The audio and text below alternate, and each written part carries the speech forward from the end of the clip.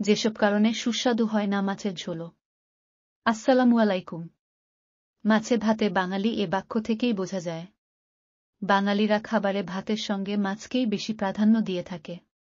বাঙালি পরিবারে প্রায় প্রতিদিনই খাবারে মাছের আইটেম থাকে, কিন্তু মাছের আইটেম রান্না করায় ভুল হলে এ খাবার খেতে মোটেও আর ভালো লাগে না।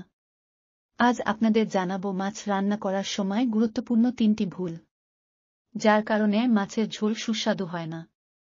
এগুলো হলো: 1.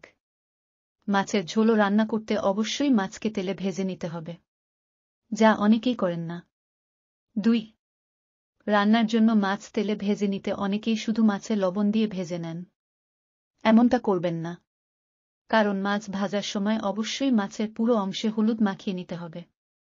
এরপর এর ওপরে লবণ ছিটিয়ে হাত দিয়ে তা মাছে মিশিয়ে নিতে হবে। 3. অনেকে রান্নার জন্য মাছ ভাজতে হলুদ ও লবণ ব্যবহার করেন ঠিকই, কিন্তু চুলায় মাছ ভাজার অনেক আগেই তা মাখিয়ে রাখেন।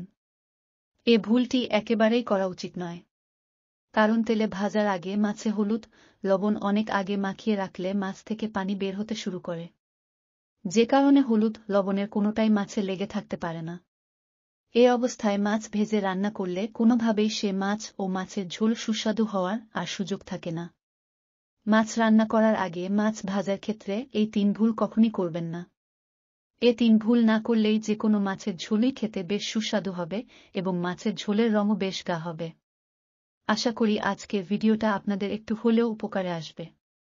যদি আমার ভিডিও দেখে একটু উপকার পান, তাহলে অবশ্যই আমার চ্যানেলটা সাবস্ক্রাইব করার অনুরোধ রইল। আবার দেখা হবে নতুন কোনো ভিডিও নিয়ে। সে পর্যন্ত সকলে ভালো থাকুন। আল্লাহ হাফেজ।